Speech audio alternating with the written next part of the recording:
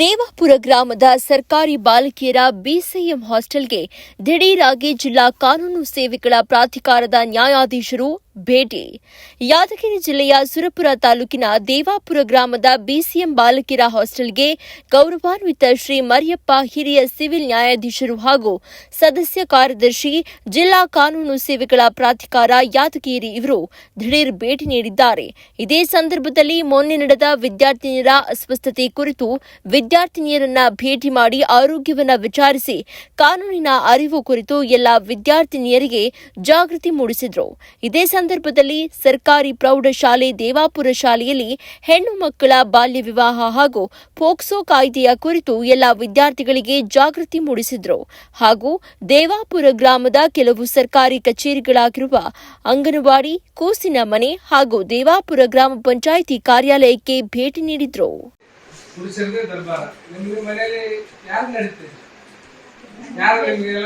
ಮನೆ ಕುಟುಂಬ ನಡೆಸೋರು ಯಾರು? ಯಾವ್ದಾದ್ರು ಒಂದು ಕುಟುಂಬದಲ್ಲಿ ಇರ್ಬೋದು ಅಮ್ಮ ನಡೆಸೋದು.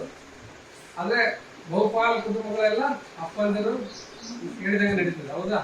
ಅಂದ್ರೆ ಪುರುಷ ಪ್ರಧಾನ ಕುಟುಂಬಗಳು ಅಪ್ಪ ಅಥವಾ ಮನೆಯಲ್ಲಿ ಅಣ್ಣ ಹಿಂಗೆ ಹೇಳಿದರೆಲ್ಲ ಕೇಳತಕ್ಕಂಥ ಪರಿಸ್ಥಿತಿ ಹೆಂಗಾಗಿದೆ ಅಂತ ಹೇಳಿದ್ರೆ, ನಮಗೆ ಈಗ ಮಾತೆತ್ತಿದ್ರೆ ಒಂದಿಷ್ಟು ಬೈಗಳಿದಾವೆ.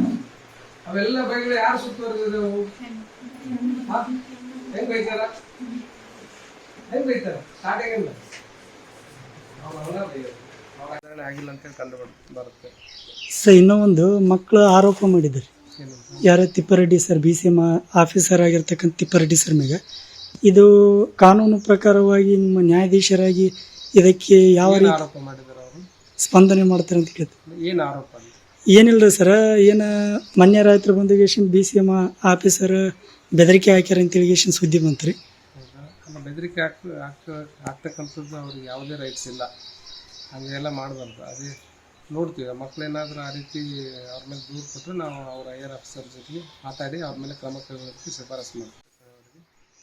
ಇಲ್ಲಿ ಆಲ್ಮೋಸ್ಟ್ ಯಾವುದು ಸರಿಯಾಗಿ ಇಲ್ಲ ಅಂತ ಹೇಳಿ ಕಂಡು ಬರ್ತದೆ.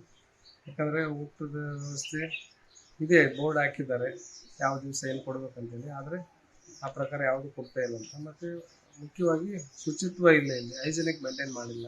ನಾವು ಕೂಡ ಈಗ ಸುಮಾರು 4 ದಿನ ಆಯಿತು ಇನ್ಸಿಡೆಂಟ್ ಆಗಿ, ಸುಮಾರು ಜನ ಆಫೀಸರ್ಸ್ ಅವ್ರು ಬಂದು ಹೋಗಿದ್ದಾವೆ ಅಂತ ಹೇಳ್ತೇವೆ. ಆದರೂ ಕೂಡ ಇಲ್ಲಿ ಸಿಂಕ್ ಎಲ್ಲ ಹಂಗೆ ತುಂಬ ಹೋಗಿದೆ, ನೀರು ಹೋಗ್ತಾ ಇಲ್ಲ.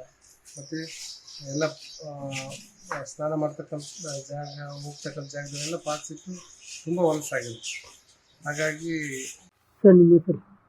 ನಾನು ಮರಿಯಪ್ಪ ಅಂತೇಳಿ senior civil judge and member secretary Yadgiri DLS.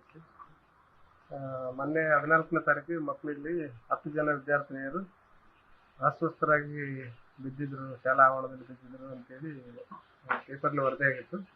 ಆ ಪೇಪರ್ ವರದಿ ಮತ್ತು ಅದ್ರ ಜೊತೆಗೆ ನಮ್ಮ JJB ಆನರಬಲ್ JJB ಹೈಕೋರ್ಟ್ ಸಮಿತಿಯವರು ನಮಗೆ ನಿರ್ದೇಶನ ನೀಡಿದರು. ಹಾಸ್ಟೆಲ್ ಮಕ್ಕಳು ಅಸ್ವಸ್ಥ ಆಗಿದ್ದಾರೆ, ವಿಚಾರಣೆ ಮಾಡ್ಕೊಂಡು ರಿಪೋರ್ಟ್ ಹಾಕ್ಕೊಂತೀವಿ.